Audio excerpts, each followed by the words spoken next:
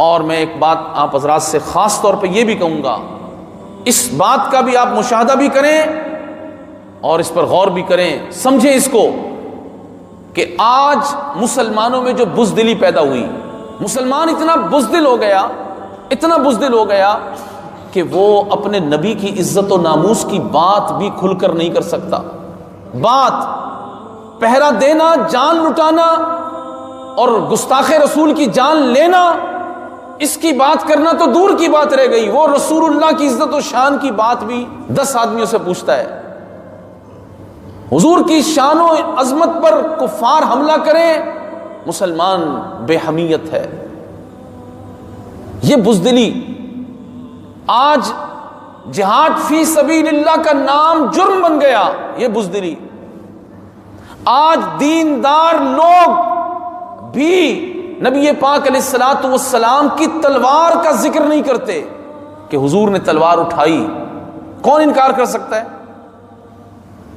رمضان المبارک کے مہینے میں حضور نے جہاد کیا۔ رمضان میں اگر تراویح پڑھنے کی فضیلت ہے تو رمضان میں جہاد کی بھی فضیلت ہے۔ اٹھائیے نا سورہ انفال، پڑھیے بدر الکبریٰ، اٹھائیے بخاری شریف، اٹھائیے سیرت کی کتب اور پڑھیے بدر الکبریٰ۔ نبی پاک صلی اللہ تعالی علیہ وآلہ وسلم کی تلوار کی بات کوئی نہیں کر رہا، یہ بزدلی کہاں سے آ گئی؟ اور اس کے علاوہ اسلام کو رد و بدل کے ساتھ پیش کرنا، بلکہ معذرت خواہانہ دین بنا کر پیش کرنا۔ اسلام تو کسی کو کچھ کہتا ہی نہیں ہے، اسلام تو کافروں کے لیے بڑا نرم ہے، کافر اگر اسلام قبول کر لے تو ہم نرم ہیں، مسلمان ہو جائے تو نرم ہے، اگر وہ رسول اللہ کی گستاخی کرے تو اس کو کاٹ دینے کا ہی حکم ہے۔ یہ بزدلی کہاں سے آ گئی؟ اس بزدلی کا بھی ایک بہت بڑا سبب یہ ہے کہ عورت کو عام کر دیا گیا۔ جی ہاں بالکل، جو لوگ عورت کا شرعی پردہ نہیں کرا سکتے وہ بزدل ہوتے ہیں، کیونکہ ان پہ دیوسی غالب ہوتی ہے۔ جو عورت کو قرآن و سنت کے مطابق گھر میں عزت نہیں دے سکتے اور اس کو اللہ نے جو حکم دیا ہے اس کے مطابق، قرآن نے جو حکم دیا ہے، جو رسول اللہ نے حکم دیا ہے اس کے مطابق اس کو نہیں رکھتے، ان کے حقوق ہوں یا ان کے پردے کا معاملہ، ان کے حجاب کا معاملہ ہو، تو یہ یاد رکھیے گا پھر وہ لوگ بزدل ہو جائیں۔ اس کی دلیل ہے، آپ پیچھے چلے جائیں ماضی کے اندر، جب تک عورتیں پردے میں تھیں مسلمان بزدل نہیں تھے۔ وہ سالار پیدا کرتی تھیں، وہ سپاہی پیدا کرتی تھیں جو راتوں کو قرآن پڑھنے والے اور صبح جہاد فی سبیل اللہ کرنے والے ہوتے تھے۔ آج مسلمان عورت کرکٹر پیدا کر رہی ہے، فنکار پیدا کر رہی ہے، وہ کیا کہتے ہیں ٹک ٹاکر پیدا کر رہی ہے، یوٹیوبر پیدا کر رہی ہے۔ مسلمان عورت آج برگر اسٹائل بچے پیدا کر رہی ہے، لیکن مسلمان عورت قرآن کے حافظ، عالم اور مجاہد فی سبیل اللہ پیدا نہیں کر رہی۔ ان کے اندر ناموس رسالت کے لیے بولنے کا، ختم نبوت پر پہرا دینے کا جذبہ مسلمان عورت پیدا نہیں کر رہی۔ کیوں؟ اس لیے کہ وہ خود قرآن کے معیار پر، رسول اللہ کے دین کے معیار پر، اس حجاب اور پردے کے معیار پر نہیں ہے جو اس کی حیا کی حفاظت کرتا۔ اس کو تو چادر اور برقع تنگ کر رہا ہے۔ عزیز دوستو، ہم کس قدر بھول بھلائیوں میں پڑے ہوئے ہیں، حالانکہ ہمارے اسلاف نے تو لکھا کہ مسلمان بیٹی کا جو حجاب ہے نا، حجاب اس کا بھی ایک معیار ہے، جاذب نظر حجاب نہیں۔ یہ جو آج کل چلے ہوئے نا وہ آنکھیں نظر آ رہی ہوتی ہیں، آنکھ تو آنکھ ہوتی ہے، آنکھ کا ہی تو سارا مسئلہ ہے۔ فقہا کی تصریحات پڑھ کر دیکھیں کہ عورت جب کسی ضرورت کے تحت شریعت اس کو اجازت دیتی ہے باہر جانے کی، تو اس وقت بھی اس کو آنکھ سے کیسے دیکھنا ہے، اس کو بھی فقہا نے لکھا ہے۔ اور مسلمان خواتین کس طرح جاتی تھی باہر ضرورت کے تحت۔ آج تو ضرورت کیا ہے کہ اس کو پارک میں جانا ہے، اس کو بازار میں جانا ہے، اس کو تعلیم گاؤں میں جانا ہے، اس کو شانہ بشانہ، استغفر اللہ کہتے ہوئے بندے کو حیا آتی ہے، شانہ بشانہ اس کو کھڑے ہونا ہے، یہ اس کی ضرورت بن گئی۔ جبکہ نبی اکرم صلی اللہ تعالیٰ علیہ وسلم کی خدمت میں خاتون آئی، انہوں نے نماز کے بارے میں حضور سے پوچھا کہ میں آپ کی مسجد میں آپ کے پیچھے نماز پڑھنے کے لیے آؤں؟ حضور پرنور علیہ الصلوۃ والسلام نے فرمایا عورت گھر کے اندر والے حصے میں نماز پڑھے تو یہ اس کے لیے بہتر ہے کہ وہ برآمدے میں نماز پڑھے۔ برآمدے میں نماز صحن سے بہتر ہے، اور صحن میں، اپنے گھر کے صحن میں نماز مسجد سے بہتر ہے عورت کے لیے۔ عورت کو تو نبی پاک علیہ الصلوۃ والسلام نے یہ عزت عطا فرمائی ہے۔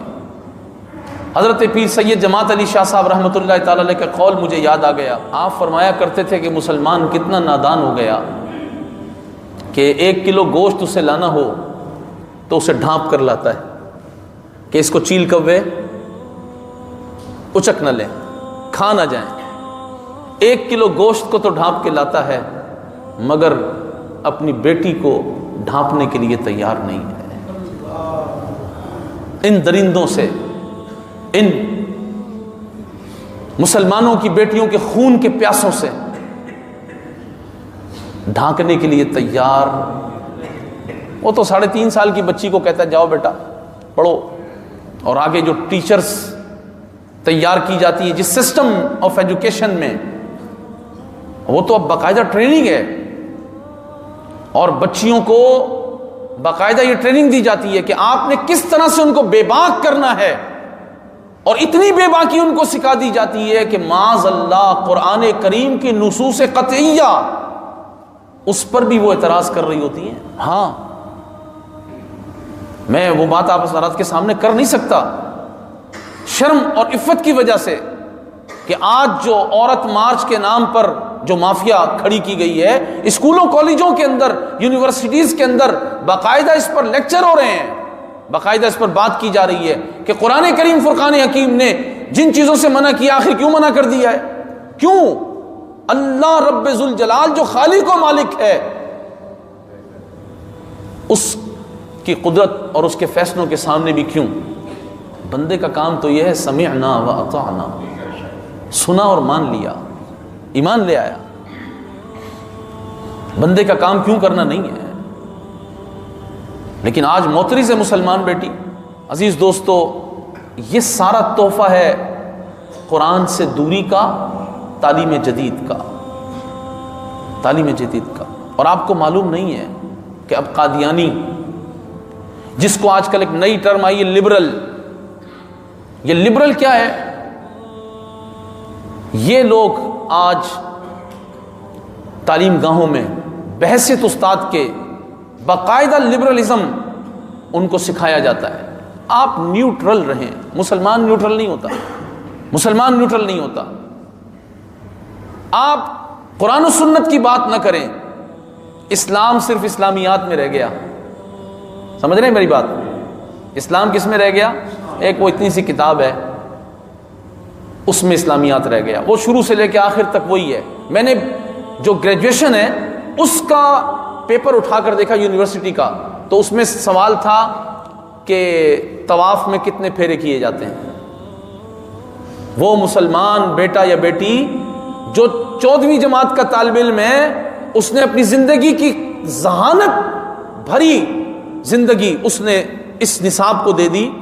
اس کا معیار یہ ہے کہ وہ 7 پھیروں کو یاد کرے، حالانکہ اس وقت تو اس سے پوچھنا یہ چاہیے تھا کہ جنگ یرموک میں صحابہ کرام علیہم رضوان کا کردار کیا تھا۔ اس سے پوچھنا یہ چاہیے تھا کہ خیبر میں سیدنا علی المرتضیٰ رضی اللہ تعالیٰ عنہ شیر خدا نے کس طرح مرحب کو کاٹا تھا۔